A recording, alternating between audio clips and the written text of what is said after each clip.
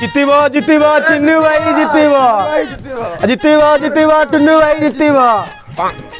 ଏଥର ଭୋଟ ମୋ ଭାଇକୁ ମିଳିବା ଦରକାର। ଶୁଣ ତମ ଗାଁରେ ଯାହା ବି ଅସୁବିଧା ଅଛି ମୁଁ ଦୂର କରିଦେବି। ଆମ ଗାଁରେ ଆଜ୍ଞା ଦୁଇଟା ହିଁ ଅସୁବିଧା ଅଛି। ଦିଟା ଅସୁବିଧା ଅଛି? କଣ କଣ ଅସୁବିଧା?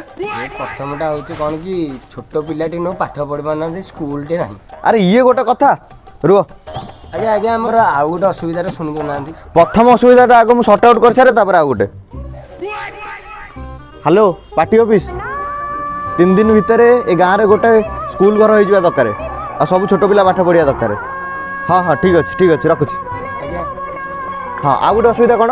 ଆଉ ଗୋଟେ ଅସୁବିଧା ଆଜ୍ଞା ଆମ ଗାଁରେ ନେଟୱାର୍କ କି ଟାୱାର କିଛି ନାହିଁ। ଆପଣ କେମିତି କଲ୍ କଲେ ଆପଣ ଜାଣିଥିବେ ଆଉ। ଯା ସେ ଖଟ ତ କଟୁଟା ନେଇ ଚାଲ ରେ।